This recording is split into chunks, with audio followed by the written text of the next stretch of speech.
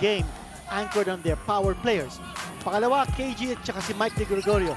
Dapat makipagbarilan. Their guns have to be sharp in this game. At pangatlo, huwag sila matakot sumaksak. Sure, the interior defense of wide open shot para kay Riel. And these are guys who can shoot from that distance with decent accuracy. Ito naman si Garvo.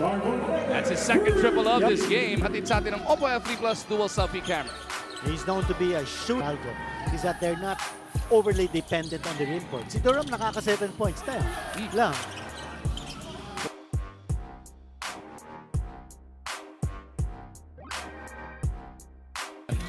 Wala na pong 6 na minuto natitira sa ating first half. Lanete ulit. Pangatlo na yan. Amer is just keeping that ball moving. You know that he's capable of scoring in the 30s. Use him to the corner. Lanete ulit. Bang! GARVO Lanete finding a home here at Meralco, ganito. Pang-apat na yan. That's 4 triples. 17 rebounds for Blackwater. 34 for Meralco. And we talked about the muscle. We talked about the power game.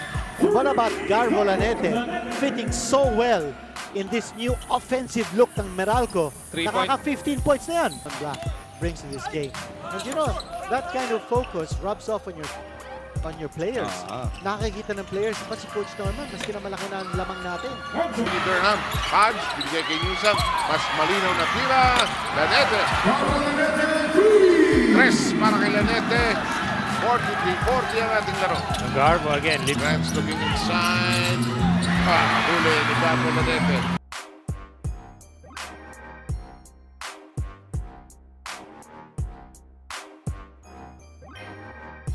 Nung nasiko ka na, wala na. Sorry, sinira ko istorya mo. That's shit.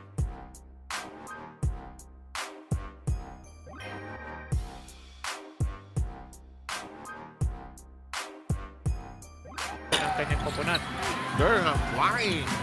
Twisting in the air for the rebound. Nice trail job! Ito si Durham. Lanete. GARVO issues it over to Newsom. The little giant sends it over to the open Lanete. GARVO knocks down, the 3-point shot. And Oppo F3 Plus dual selfie camera 3. He played the rebound cleanly. Lanete 3, yes! And Meralco with its biggest lead!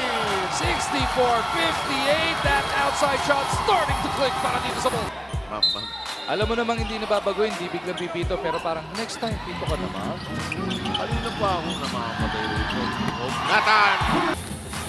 And I think in the past, when of course Zelda has started and so has Nime.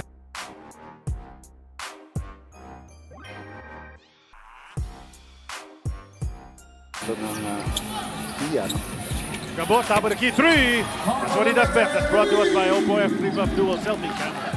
Plus kay Kubuntin. Kubuntin will drive the lane. Might have had a shot, pero passed it out. Now it's up ahead to Amer. Amer wisely brings it to an open spot and easily knocks that.